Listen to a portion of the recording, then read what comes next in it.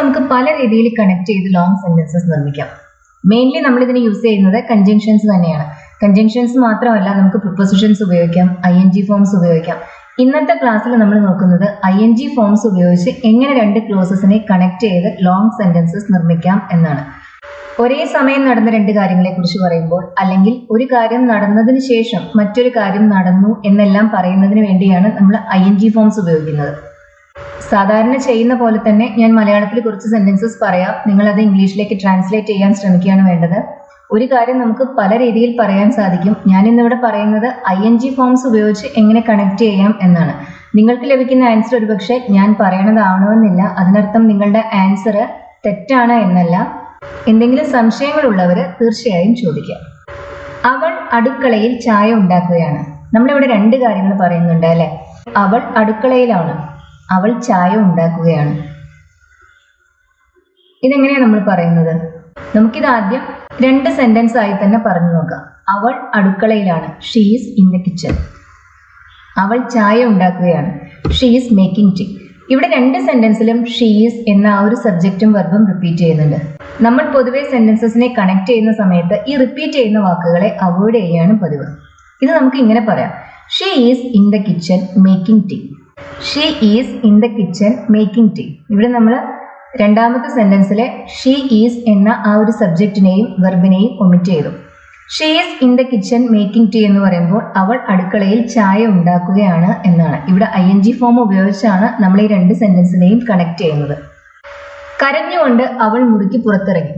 ഇവിടെയും നമ്മൾ രണ്ട് കാര്യങ്ങൾ പറയുന്നുണ്ട്. ഒന്ന്, അവൾ കരയുകയായിരുന്നു, ഷി വാസ് ക്രൈങ്. അവൾ മുറിക്ക് പുറത്തേക്ക് ഇറങ്ങി. മുറിക്ക് പുറത്തേക്ക് നടന്നു എന്ന് പറയാം, she walked out of the room എന്ന് പറയാം. പുറത്തേക്ക് ഇറങ്ങി എന്നതിന് she got out of the room എന്നും പറയാം. ഇനി അവൾ കരഞ്ഞുകൊണ്ട് മുറിക്ക് പുറത്തേക്ക് നടന്നു അല്ലെങ്കിൽ പുറത്തേക്ക് ഇറങ്ങി എന്ന് പറയുന്നത് എങ്ങനെയാണ്? നമുക്കത് ഇങ്ങനെ പറയാം: she walked out of the room crying. She walked out of the room crying. രണ്ടാമത്തെ സെന്റൻസിലെ ഷീ വാസ് എന്ന ഭാഗം നമ്മൾ ഒമിറ്റ് ചെയ്തു. കരഞ്ഞുകൊണ്ട് അവൾ പുറത്തേക്ക് ഇറങ്ങി, she walked out of the room crying. അത്രയും പറഞ്ഞാൽ മതി. ക്ഷീണം തോന്നിയതുകൊണ്ട് ഞാൻ വേഗം ഉറങ്ങാൻ പോയി. ഇവിടെ പറയുന്ന രണ്ട് കാര്യങ്ങൾ എന്തെല്ലാമാണ്? എനിക്ക് ക്ഷീണം തോന്നി, ഐ ഫെൽറ്റ് ടയേർഡ്. ഞാൻ വേഗം ഉറങ്ങാൻ പോയി, I went to bed early. ഇനി നമ്മളിത് എങ്ങനെ കണക്ട് ചെയ്യും? ഞാൻ വേഗം ഉറങ്ങാൻ പോയി എന്ന ആ ക്ലോസിൽ നമ്മൾ ചേഞ്ച് ഒന്നും വരുത്തുന്നില്ല. ക്ഷീണം തോന്നിയതുകൊണ്ട് ഐ ഫെൽറ്റ് ടയേർഡ് എന്ന് പറയുമ്പോൾ എന്താ?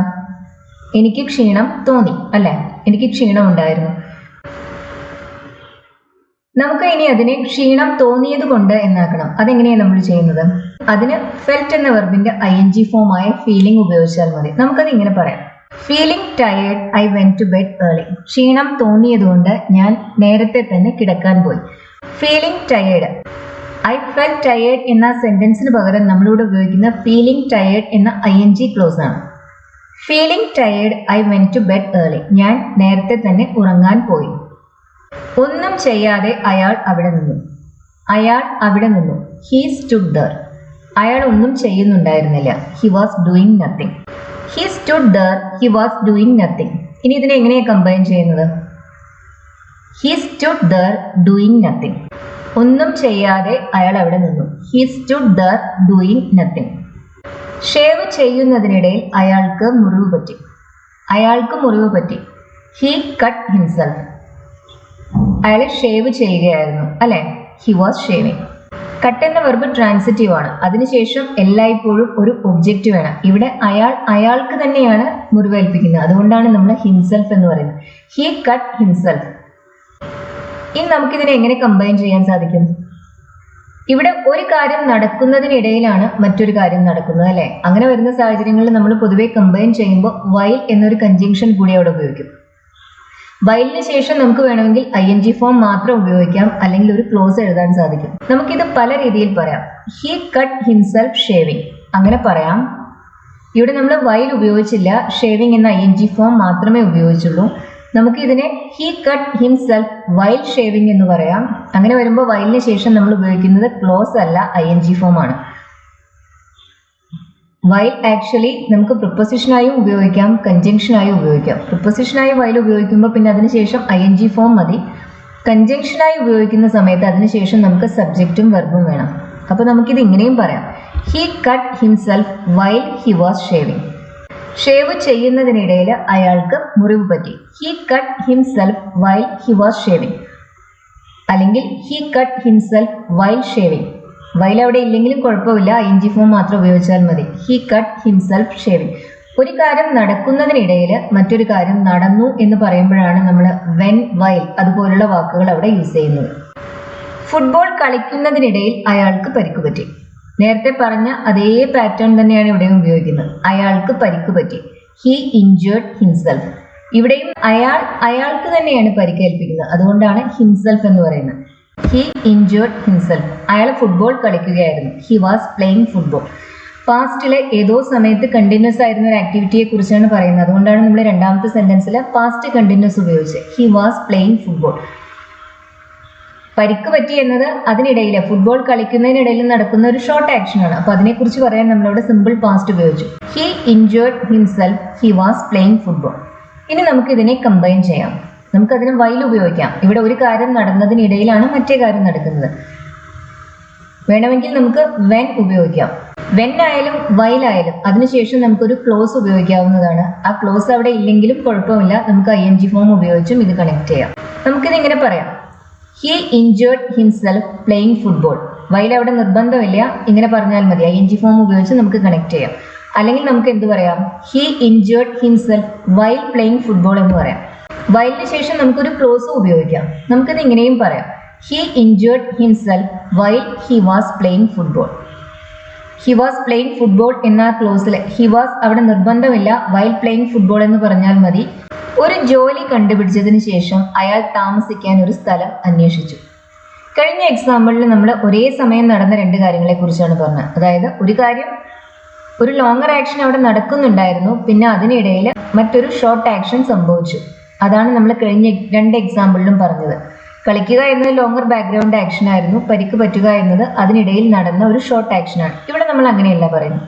ഒരു ആക്ഷൻ നടന്നു, അതിനുശേഷമാണ് നമ്മൾ മറ്റേ ആക്ഷനെ കുറിച്ച് പറയുന്നത്. അയാൾ ഒരു ജോലി കണ്ടുപിടിച്ചു, അതിനുശേഷമാണ് താമസിക്കാൻ ഒരു സ്ഥലം അയാൾ അന്വേഷിക്കുന്നത്, അല്ലെ? ഇങ്ങനെ ഒരു കാര്യം നടന്നതിന് ശേഷം മറ്റൊരു കാര്യം നടന്നു എന്ന് പറയുമ്പോൾ നമുക്ക് ing ഫോം മാത്രം ഉപയോഗിച്ചാൽ പോരാ. അതിന് പകരം നമ്മൾ ഹാവിങ് പ്ലസ് V3 ആണ് ഉപയോഗിക്കുക. അയാൾ ഒരു ജോലി കണ്ടുപിടിച്ചു. He found a job. അയാൾ താമസിക്കാൻ ഒരു സ്ഥലം അന്വേഷിച്ചു. താമസിക്കാൻ ഒരു സ്ഥലം എന്ന് പറയുമ്പോൾ a place to live in. അയാൾ അന്വേഷിച്ചു. He looked for a place to live in. ഞാനിവിടെ എഴുതിയത് അന്വേഷിക്കാൻ തുടങ്ങി എന്നാണ്. He started looking for a place to live in. താമസിക്കാൻ ഒരു സ്ഥലം കണ്ടുപിടിക്കാനുള്ള അന്വേഷണം അയാൾ തുടങ്ങി. He started looking. അന്വേഷിക്കാൻ തുടങ്ങി. ഇവിടെ ജോലി കണ്ടുപിടിച്ചതാണ് ആദ്യം നടന്ന കാര്യം. പിന്നെയാണ് അയാൾ താമസിക്കാനുള്ള ഒരു സ്ഥലം അന്വേഷിക്കാൻ തുടങ്ങിയത്. അങ്ങനെ വരുമ്പോൾ നമ്മളിത് എങ്ങനെയാണ് കണക്ട് ചെയ്യുന്നത്? ഫൈൻഡിങ് എ ജോബ് എന്ന് പറഞ്ഞാൽ പോരാ, അതിന് പകരം നമ്മൾ പറയുന്നത് ഹാവിങ് ഫൗണ്ട് എ ജോബ് എന്നാണ്. ഹാവിങ് ഫൗണ്ട് എ ജോബ്, ഒരു ജോലി കണ്ടുപിടിച്ചതിന് ശേഷം he started looking for a place to live in. ഒരേ സമയം നടക്കുന്ന രണ്ട് കാര്യങ്ങളാണെങ്കിൽ ഹാവിങ് ഫൗണ്ട് എന്ന് പറയേണ്ട ആവശ്യമില്ലായിരുന്നു, ഫൈൻഡിങ് എന്ന് പറഞ്ഞാൽ മതി. ഇവിടെ ഒരു കാര്യം നടന്നതിന് ശേഷമാണ് മറ്റേ കാര്യം നടന്നത് എന്നതിനാൽ നമ്മൾ ഉപയോഗിക്കുന്നത് ഹാവിങ് ഫൗണ്ട് എന്ന എക്സ്പ്രഷൻ ആണ്. അതൊരു പെർഫെക്റ്റ് പാർട്ടിസിപ്പിൾ ആണ്. ഫൈൻഡിങ് എന്ന് പറയുമ്പോൾ അത് പ്രസന്റ് പാർട്ടിസിപ്പിൾ ആണ്. ഹാവിങ് ഫൗണ്ട് എന്നത് പെർഫെക്റ്റ് പാർട്ടിസിപ്പിൾ ആണ്. അതാണ് നമ്മളിവിടെ ഉപയോഗിക്കുന്നത്. Having found a job he started looking for a place to live in. ഒരു കത്തി പുറത്തെടുത്ത് അയാൾ ആ ആപ്പിൾ 4 മുറിച്ചു. ഇവിടെ നമ്മൾ രണ്ട് കാര്യങ്ങൾ പറയുന്നുണ്ട്. ഒന്ന്, അയാൾ കത്തി പുറത്തെടുത്തു. He took a knife out, അല്ലെങ്കിൽ he took out a knife. Took a knife out എന്നും പറയാം, ടുക്ക് ഔട്ട് എ നൈഫ് എന്നും പറയാം. അയാൾ ആ ആപ്പിൾ 4 മുറിച്ചു. He cut the apple into 4. ഇതാണ് നമ്മുടെ രണ്ട് ക്ലോസസ്.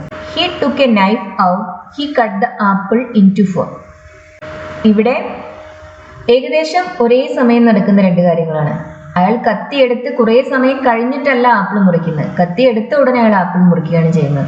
ഇങ്ങനെയുള്ള കാര്യങ്ങളെക്കുറിച്ച് ഒരേ സമയം നടക്കുന്ന, അല്ലെങ്കിൽ ഒന്ന് സംഭവിച്ചതിന് ഉടനെ തന്നെ സംഭവിക്കുന്ന മറ്റൊരു കാര്യത്തിനെ കുറിച്ച് പറയുമ്പോൾ നമുക്ക് പെർഫെക്റ്റ് പാർട്ടിസിപ്പിൾ ഉപയോഗിക്കേണ്ട, അതിന് പകരം പ്രസന്റ് പാർട്ടിസിപ്പിൾ ഉപയോഗിച്ചാൽ മതി. ഇതപ്പോൾ നമ്മൾ ഇങ്ങനെയാണ് കമ്പൈൻ ചെയ്യുന്നത്. Taking a knife out, he cut the apple into four. Taking a knife out, he cut the apple into four. Having taken എന്ന് പറയണ്ട, taking എന്ന് പറഞ്ഞാൽ മതി. ജോലി പൂർത്തിയാക്കിയതിന് ശേഷം ഞാൻ വീട്ടിൽ പോയി. ഇവിടെയോ? ഇവിടെ ആദ്യം ഒരു കാര്യം നടന്നു, പിന്നെയാണ് രണ്ടാമത്തെ കാര്യം നടക്കുന്നത്. ആദ്യം ഞാൻ ജോലി പൂർത്തിയാക്കി, ഐ കംപ്ലീറ്റഡ് ദ വർക്ക്, അല്ലെങ്കിൽ ഐ ഫിനിഷ്ഡ് ദ വർക്ക്. പിന്നെയാണ് ഞാൻ വീട്ടിൽ പോയത്, ഐ വെന്റ് ഹോം. അപ്പോൾ ഇതാണ് നമ്മുടെ രണ്ട് സെന്റൻസസ് അല്ലേ? I finished my work, I went home. ഒരു കാര്യം സംഭവിച്ചതിന് ശേഷമാണ് രണ്ടാമത്തെ കാര്യം സംഭവിക്കുന്നത്. അതുകൊണ്ട് തന്നെ നമ്മളിവിടെ പ്രസന്റ് പാർട്ടിസിപ്പിൾ അല്ല ഉപയോഗിക്കുന്നത്, അതിന് പകരം നമ്മൾ ഉപയോഗിക്കുന്നത് പെർഫെക്റ്റ് പാർട്ടിസിപ്പിൾ ആണ്. ഫിനിഷിംഗ് എന്നതിന് പകരം നമ്മൾ ഉപയോഗിക്കുന്നത് ഹാവിങ് ഫിനിഷ്ഡ് ആണ്. Having finished my work, I went home. Having finished my work, I went home. ജോലി പൂർത്തിയാക്കിയതിന് ശേഷം ഞാൻ വീട്ടിലേക്ക് പോയി. ഇത് തന്നെ നമുക്ക് ആഫ്റ്റർ ഉപയോഗിച്ചും പറയാം. After finishing my work, I went home. After actually ഒരു കൺജങ്ഷനുമാണ്, ഒരു പ്രിപ്പോസിഷനുമാണ്. നമ്മളിവിടെ അത് പ്രിപ്പോസിഷൻ ആയിട്ടാണ് ഉപയോഗിച്ചിട്ടുള്ളത്, അതുകൊണ്ടാണ് അതിന് ശേഷം നമ്മൾ ING ഫോം ഉപയോഗിച്ചത്. ഇത് തന്നെ കൺജങ്ഷൻ ആയിട്ടാണ് ഉപയോഗിക്കുന്നതെങ്കിൽ അതിനുശേഷം നമ്മളൊരു ക്ലോസ് ആണ് ഉപയോഗിക്കുക. After I finished my work, I went home, അങ്ങനെയും പറയാം. After finishing my work, I went home, അല്ലെങ്കിൽ after I finished my work, I went home. ശബ്ദമുണ്ടാക്കാതിരിക്കാൻ ശ്രമിച്ചുകൊണ്ട് അവൾ ശ്രദ്ധയോടെ ഗേറ്റ് തുറന്നു. ഗേറ്റ് തുറക്കുമ്പോൾ അതിൻ്റെ ശബ്ദം ഉണ്ടാക്കാതിരിക്കാൻ വേണ്ടിയിട്ട് അവൾ ശ്രമിച്ചു. ശബ്ദമുണ്ടാക്കാതിരിക്കാൻ ശ്രമിച്ചു. അവൾ ശ്രമിച്ചു, ഷീ ട്രൈഡ്. എന്താ അവൾ ശ്രമിച്ചത്? ശബ്ദം ഉണ്ടാക്കാതിരിക്കാൻ. She tried not to make a noise. ശബ്ദം ഉണ്ടാക്കാൻ ശ്രമിച്ചു എന്നെങ്ങനെയാണ് പറയുന്നത്? She tried to make a noise അല്ലേ? ടു മേക്ക് എന്നത് ഇൻഫിനിറ്റീവ് ആണ്. അതിൻ്റെ നെഗറ്റീവ് ഫോം നമ്മൾ ഉണ്ടാക്കുന്നത് ആ ടൂവിന് മുന്നിൽ നോട്ട് ഉപയോഗിച്ചിട്ടാണ്. ടൂവിനും ആ വെർബിനും ഇടയിലല്ല നോട്ട് ഉപയോഗിക്കുന്നത്, ടൂവിന് മുന്നിലാണ് നോട്ട് ഉപയോഗിക്കുന്നത്. She tried not to make a noise. ശബ്ദമുണ്ടാക്കാതിരിക്കാൻ അവൾ ശ്രമിച്ചു. അവൾ ശ്രദ്ധയോടെ ഗേറ്റ് തുറന്നു. She open the gate carefully. She open the gate carefully. ശ്രദ്ധയോടെ ഗേറ്റ് തുറന്നു. ഇത് ഒരേ സമയം നടക്കുന്ന രണ്ട് കാര്യങ്ങളാണ്, അല്ലെങ്കിൽ ഒന്ന് സംഭവിച്ച ഉടനെ സംഭവിക്കുന്ന മറ്റൊരു കാര്യമാണ്. ഇവിടെ അതുകൊണ്ട് തന്നെ നമുക്ക് പ്രസന്റ് പാർട്ടിസിപ്പിളെ ഉപയോഗിക്കേണ്ട ആവശ്യമുള്ളൂ. Try not to make a noise, she open the gate carefully. Try not to make a noise, she open the gate carefully.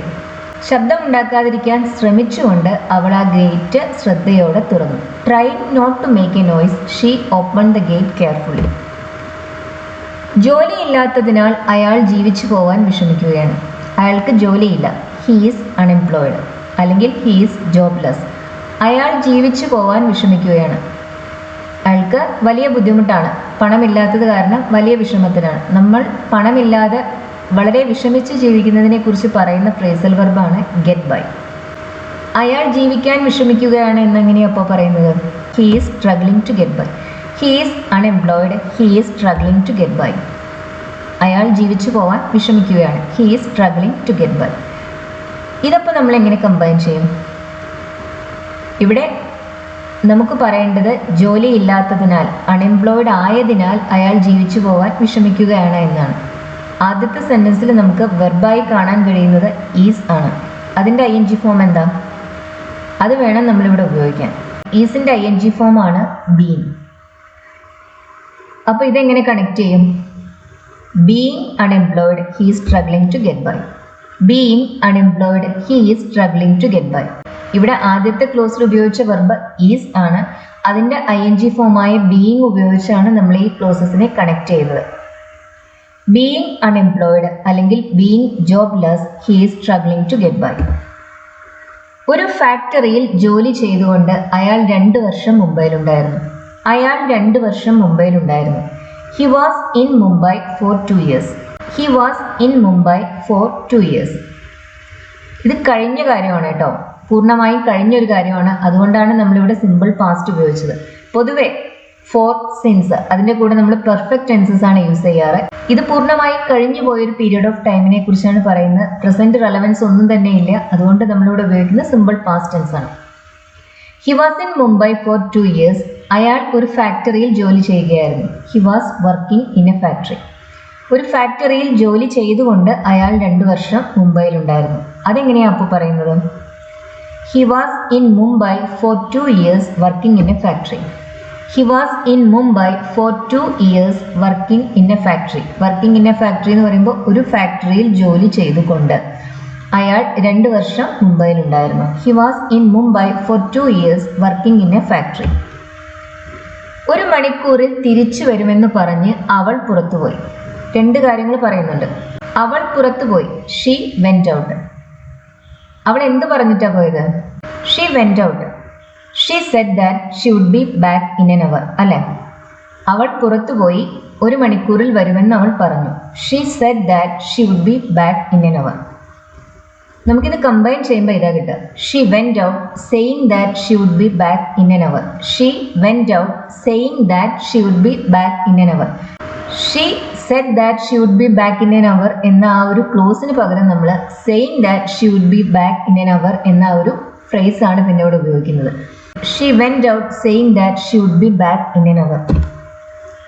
കാഴ്ചകൾ കണ്ടുകൊണ്ട് ഞങ്ങൾ പഴയ നഗരത്തിന് ചുറ്റും നടന്നു. ഞങ്ങൾ നഗരത്തിന് ചുറ്റും നടന്നു. We walked around the town. Old town അല്ലെങ്കിൽ old city. We walked around the old town. കാഴ്ചകൾ കണ്ടുകൊണ്ട് ഞങ്ങൾ കാഴ്ചകൾ കാണുകയായിരുന്നു. We were seeing the sights അല്ലെങ്കിൽ we were looking at the sights. See എന്ന് പറയുമ്പോൾ കാണുക, ലുക്ക് എന്ന് പറയുമ്പോൾ നോക്കുക. നമുക്കിവിടെ രണ്ടും ഉപയോഗിക്കാം. We walked around the old town, we looked at the sights അല്ലെങ്കിൽ വി സോ ദ സൈറ്റ്സ്. ഇനി കാഴ്ചകൾ കണ്ടുകൊണ്ട് അല്ലെങ്കിൽ നോക്കിക്കൊണ്ട് ഞങ്ങൾ പഴയ നഗരത്തിന് ചുറ്റും നടന്നു എന്ന് പറയണം. ഒരേ സമയം നടക്കുന്ന 2 കാര്യങ്ങളാണ്. അതുകൊണ്ട് തന്നെ നമ്മൾ പെർഫെക്റ്റ് പാർട്ടിസിപ്പിൾ യൂസ് ചെയ്യുന്നില്ല. അതിന് പകരം ING ഫോം മാത്രമാണ് ഉപയോഗിക്കുന്നത്.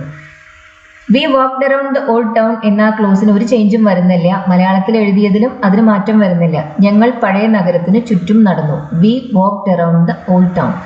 കാഴ്ചകൾ കണ്ടുകൊണ്ട്, അവിടെയാണ് മാറ്റം വരുത്തേണ്ടത്. വി ലുക്ക്ഡ് അറ്റ് ദ സൈറ്റ്സിന് പകരം നമ്മൾ ലുക്കിംഗ് അറ്റ് ദ സൈറ്റ്സ് എന്ന് പറയും.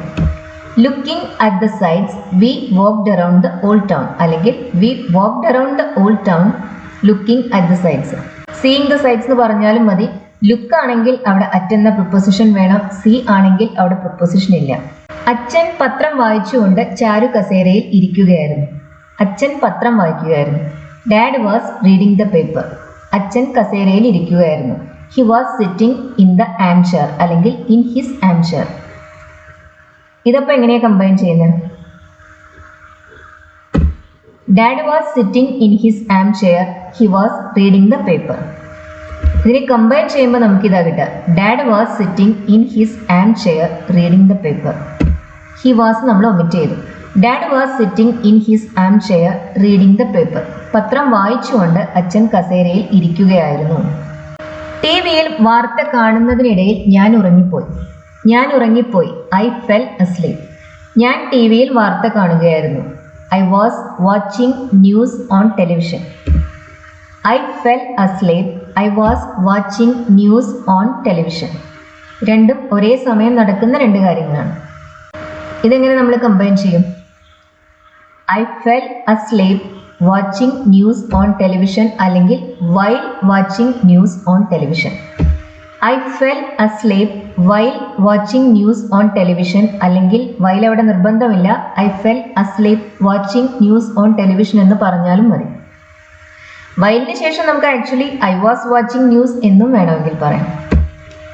ട്രെയിനിൽ നിന്നും ഇറങ്ങുമ്പോൾ അവൻ വഴുതി വീണു. അവൻ വഴുതി വീണു.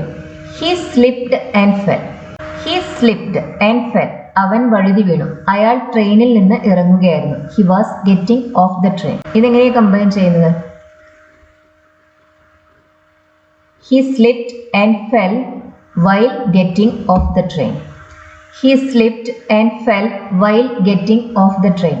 അതിനിടയിൽ എന്ന് പറയുന്നത് കൊണ്ടാണ് നമ്മളിവിടെ വൈൽ ഉപയോഗിക്കുന്നത്. He slipped and fell while getting off the train.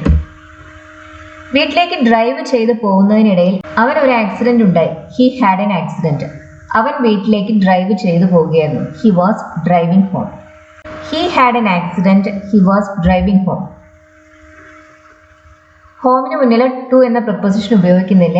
He was driving home എന്ന് പറഞ്ഞാൽ വീട്ടിലേക്ക് വാഹനം ഓടിച്ചു പോവുകയായിരുന്നു. ഹി ഡ്രോവ് ഹോം എന്ന് പറഞ്ഞാൽ വീട്ടിലേക്ക് വാഹനം ഓടിച്ചു പോയി.